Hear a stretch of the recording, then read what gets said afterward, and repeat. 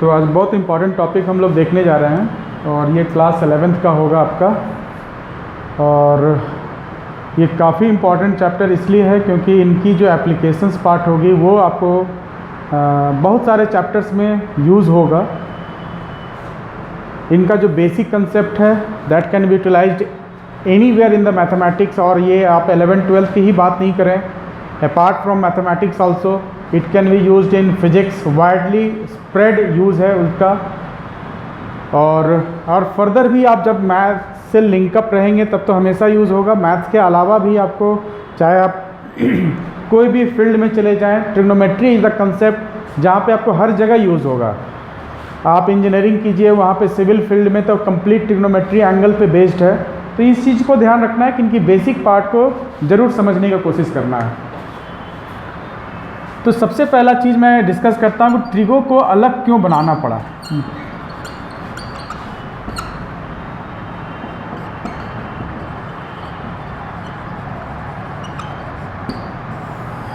ये दो एक टॉपिक है जिसको समझना है कि ज्योमेट्री हमारे पास रहते हुए भी ट्रिग्नोमेट्री को क्यों लाना पड़ा।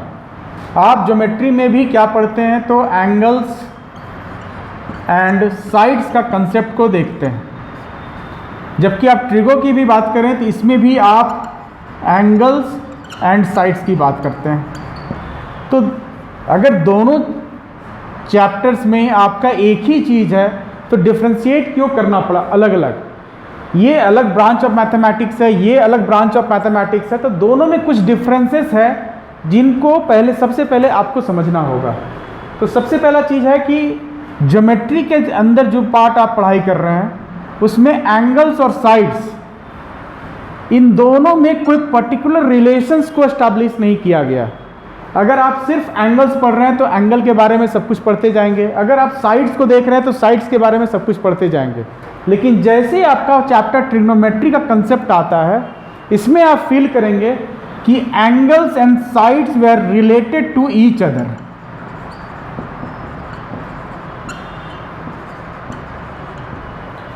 ये सबसे इंपॉर्टेंट टॉपिक इसलिए थी क्योंकि यहाँ पर एक सबसे पहला चीज़ है trigo is only a part of triangle. Triangle से बाहर इनका कंसेप्ट नहीं ले जाया गया। तो ट्रायंगल के अंदर, कोई भी ट्रायंगल के अंदर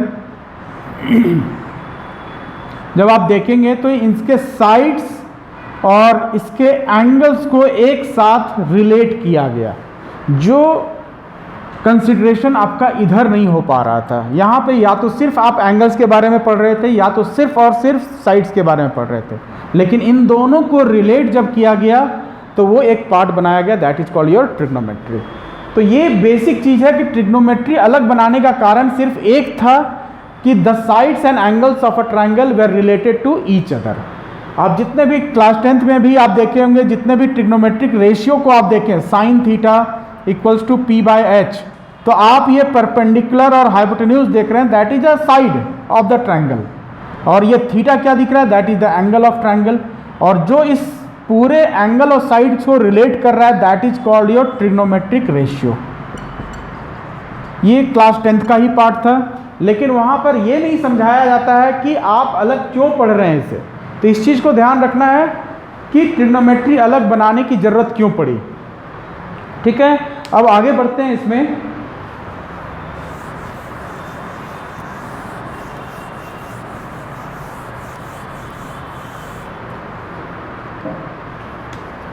तो सबसे पहला डिस्कशन चलता है एंगल्स को लेकर। एंगल्स होता क्या है। तो जैसे आप एंगल्स के बारे में सुनते हैं तो आपके दिमाग में सिर्फ डिग्री कंसेप्ट चला जाता है। जैसे आप टेम्परेचर मेजर करते हैं, कभी भी फीवर हो गया तो आप मेजर करते हैं तो 97 डिग्री, अब आगे तो बोलना ही नहीं है। तो ये यूनिट बहुत ज़्यादा इंपॉर्टेंट होता है, अगर आप ध्यान दीजिएगा तो। इसी तरह से यहाँ पर भी एंगल्स की जब हम बात करते हैं तो एंगल्स के सुनते ही हमारे दिमाग में 45 डिग्री 60 डिग्री दिमाग में चलाता है, लेकिन डिफिनेशंस क्या है इनका दिमाग में नहीं जाता है। तो एंगल्स क्या है हमारा, तो इसको समझने के लिए सबसे पहले एक डायग्राम को देखते हैं and then we will come with the definitions. आप कोई भी एक फिक्स्ड पॉइंट पे एक लाइन से को कंसिडर किए और इस लाइन को हम लोग, ये फिक्स्ड पॉइंट है हमारा, इस लाइन को हम लोग कहते हैं इनिशियल लाइन। मान लीजिए इस तरह से आपका फेस बनेगा, ये पॉइंट से हमारा फिक्स हो जा रहा है और ये हमारा लाइन से बन रहा है। तो जब आप इस लाइन को इस तरह से पकड़ेंगे और देखेंगे तो ये लाइन आपका क्या हो रहा है कि इट कैन बी रोटेटेड, आप इस तरफ और इस तरफ दोनों तरफ रोटेट कर सकते हैं, ठीक है। तो यही रोटेशन ही आपको एंगल को डिफाइन करता है। तो आप इस लाइन को रोटेशन या तो एंटी क्लॉकवाइज मूवमेंट कर सकते हैं और ये लाइन उठ करके यहाँ चला गया, और ये जो लाइन उठ करके यहाँ गया, this is called your terminal line. तो अब आप देखिएगा कि एंगल का डेफिनेशन पढ़ रहे हैं, the amount of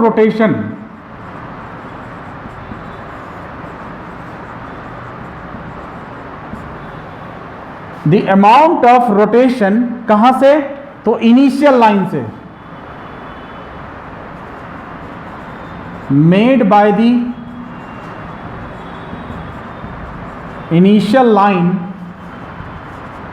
to reach the final line. Final line को मैथमेटिकल टर्म्स में that is called your terminal line, is called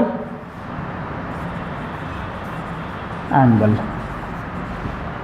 तो ये चीज को ध्यान रखना है कि जितना भी आप रोटेशन करेंगे वो रोटेशन ही आपको क्या कहलाता है, that is called your angle. तो जैसे आप इसका डिफिनेशन देखें, आप रोटेशन देख रहे हैं तो कुछ दिमाग में ऐसा भी आएगा कि सर ये रोटेशन तो आपका एंटी क्लॉकवाइज दिख रहा है, रोटेशन तो आपका इधर भी हो सकता है। तो सही बात है, इधर भी हो सकता है। अब उस चीज़ को समझने के लिए आप नेक्स्ट टॉपिक देखेंगे इसी में,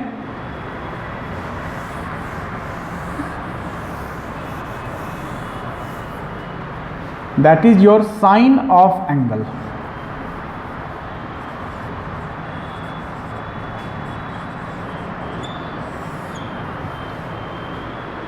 इसमें आपको दो तरह का कंसिडरेशन किया गया है, that is completely, sine of angle is completely based on rotation, और ये काफ़ी इंपॉर्टेंट है जो कि आप लोअर क्लास में पढ़े होंगे, लेकिन उस चीज़ को वहाँ पर ध्यान नहीं दिया जाता है कि रोटेशन अगर आपका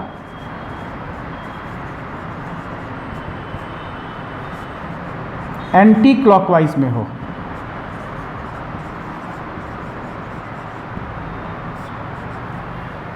तो आप जो एंगल मेंशन करेंगे वो हो जाएगा पॉजिटिव एंगल मेजरमेंट।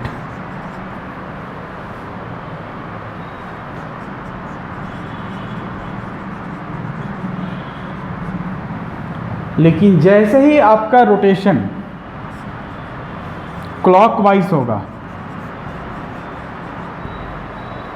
तो यही एंगल आपका नेगेटिव एंगल मेजरमेंट होगा।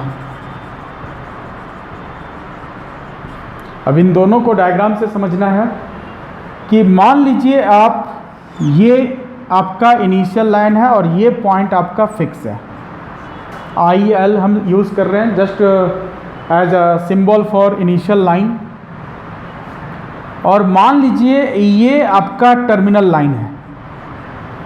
तो अगर इसे आप टर्मिनल लाइन बोल रहे हैं तो इसका मतलब है कि the rotation will be this way, और ये एंगल मान लीजिए आप 40 डिग्री दिखा रहे हैं।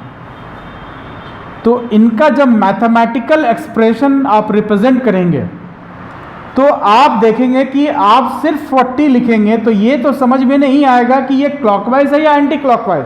तो उसी चीज़ को लेकर आप यहाँ पे डिस्क्रिप्शन देख रहे हैं कि रोटेशन अगर क्लॉकवाइज है तो we have to represent it at a negative angle. तो इसका मतलब ये आपका क्लॉकवाइज मेजरमेंट दिख रहा है, so it will be represented by -40 degree. और इसी चीज़ को अगर आप लेते हैं कि ये हमारा इनिशियल लाइन है और ये हमारा टर्मिनल लाइन है, तो रोटेशन इसका मतलब इधर हो गया and that is anti clockwise. और यहाँ पे अगर ये 40 डिग्री है तो इनका जो मैथमेटिकल रिप्रेजेंटेशन होगा that will B plus 40 degree. तो आपको ये चीज़ को समझना होगा, प्लस साइन आप अभी फ़िलहाल सिखाने के लिए आपको रख रहे हैं, वैसे आप नहीं भी यूज़ करेंगे तो इसका मतलब है वो प्लस ही इंडिकेट करेगा। तो आप एक चीज़ को यहाँ पर सीख रहे हैं कि अगर आपको कोई चीज़, कोई भी एंगल्स अगर आपको पॉजिटिव लिख रहा है या नेगेटिव लिख रहा है, -60 डिग्री लिख रहा है, तो इसका मतलब बिल्कुल भी नहीं है कि दैट इज स्मॉलर देन 0। यहाँ पर नेगेटिव एंगल्स ये इंडिकेट करता है कि we have to measure 60 degree in a clockwise direction. कहीं पे भी आप, ये आपका एग्जाम्पल था, आप फर्दर देखिए, -60 डिग्री को अगर प्लॉट करना है, आप कहीं पे भी इनिशियल लाइन को इनिशिएट कर लीजिए। ये हमारा इनिशियल लाइन हो गया। तो आप इधर रोटेट कर सकते हैं, इधर भी रोटेट कर सकते हैं, लेकिन जैसे ही आपकी -60 की बात हो रही है तो इसका मतलब है कि we have to move in the clockwise direction of angle 60 degree. तो ये एरो ही आपका सब कुछ है। ये एरो अगर आप गलत दिखा दिए तो इसका मतलब रिप्रेजेंटेशन भी गलत हो जाएगा। तो arrow is a complete indication for clockwise और एंटी क्लॉकवाइज। अगर यहाँ पर हम इनिशियल और टर्मिनल नहीं दिखा रहे हैं तो यहाँ पर एरो दिखा रहे हैं, जिससे कि ये क्लियर है आपको कि ये हमारा इनिशियल लाइन हो जाएगा और ये हमारा टर्मिनल लाइन हो जाएगा। तो ये हुआ हमारा साइन का कंसेप्ट। एक दो एग्जांपल और लेते हैं इस केस में।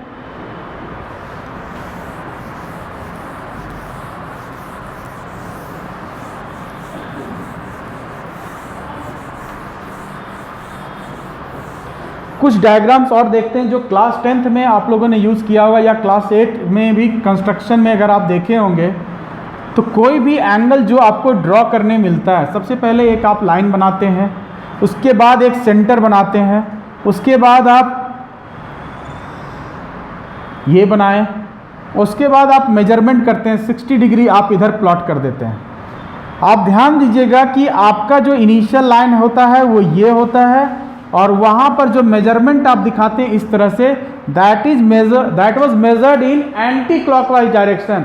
और इसीलिए आप इसको सिर्फ 60 डिग्री दिखाते थे पॉजिटिव, नेगेटिव कहीं आता ही नहीं था, क्योंकि आपको कहीं भी क्लॉकवाइज मेजरमेंट दिखाया ही नहीं जाता था, इसीलिए वो पार्ट को डिस्कशन के अंदर आता ही नहीं था। तो ये चीज़ को ध्यान रखना है कि एंटी क्लॉकवाइज मेजरमेंट जब भी होगा एंगल्स का तो that would be considered positive. ठीक है, अब दो एंगल मैं दे रहा हूँ, यहाँ पर एक और एग्जांपल सिखा रहा हूँ। आप मान लीजिए ये हमारा एक लाइन है और ये एक लाइन है और एरो आप इधर दिखा दिए, और ये हमारा मान लीजिए 49 डिग्री है। एक और एग्जांपल ले रहा हूँ मैं, ये मान लीजिए 70 डिग्री है। तो आप इसे मैथमेटिकल रिप्रेजेंटेशन क्या करेंगे? तो ये आपका एरो इधर से इधर जा रहा है, मतलब ये इनिशियल लाइन हो गया and the rotation is in anti clockwise direction.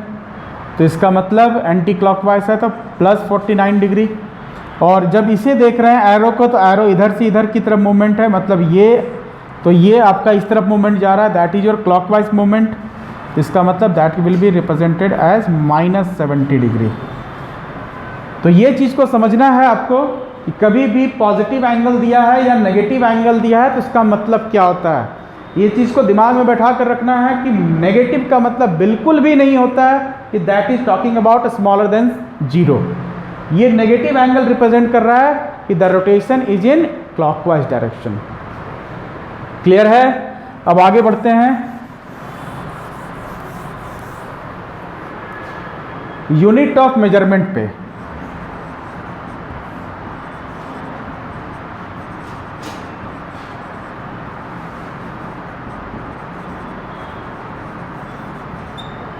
Of angle. अब जितने भी क्वांटिटी को देखे होंगे, unit is a important part of that factor. जो भी चीज़ आप बात करते हैं उनका यूनिट अगर है तो बहुत इम्पॉर्टेंट पार्ट होगा उसका। तो यहाँ पर जब हम लोग एंगल्स की बात कर रहे हैं तो एंगल्स का भी बहुत सारा मेजरमेंट यूनिट्स होता है, तो उनको एक बार हम लोग डिस्कस करते हैं। तो सबसे पहला इसमें आता है डिग्री मेज़र। और अभी तक जो क्लास 10 तक देखते होंगे आप, डिग्री मेजर में ही सारा काम होता है, and that is called that come under the system of sexagesimal system. Degree measure को हम लोग सेक्साडेसिमल सिस्टम में इंट्रोड्यूस करते हैं। And the second is your radian major.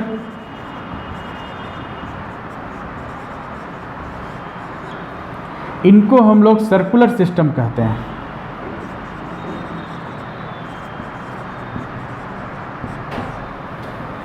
And the third part is your grades major.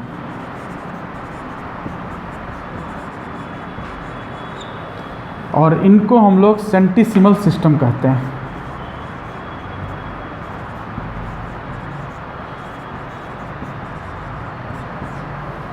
जैसे आप लोग physics में देखते होंगे तो एक आपका एसआई सिस्टम होता है, सीजीएस सिस्टम होता है, वो कॉमनली यूज सिस्टम है जो आप लोअर क्लास में पढ़ते हैं। तो यहाँ पर एंगल का जो मेजरमेंट है दैट कम्स अंडर 3 सिस्टम्स। तो 3 सिस्टम्स है और उनकी जो एंगल मेजरमेंट का यूनिट होगा that will be your degree measure. तो कॉमनली यूज्ड जो नेम्स हम लोग यूज़ करते हैं वो यही करते हैं। हम लोग सिस्टम के बारे में ज़्यादा बात नहीं करते हैं, हम लोग जिसके टर्म्स में यूज़ कर रहे हैं बस उसके बारे में पढ़ते चला है।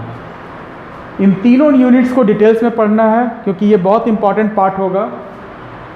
फर्दर आप कहीं पे भी आगे बढ़ेंगे तो डिफरेंशिएशन में, इंटीग्रेशन में, उन सब का फंडामेंटल यूनिट्स होता है कि आप डिफरेंशिएशन ट्रिग्नोमेट्रिक का कर तो सकते हैं लेकिन वहाँ पे एंगल को भी ध्यान रखना है कि angle should be in radian है कि डिग्री है, कब डिफरेंशिएशन करते हैं और किस यूनिट्स में डिफरेंशिएशन करते हैं या इंटीग्रेशन करते हैं, उस चीज़ को ध्यान रखना है।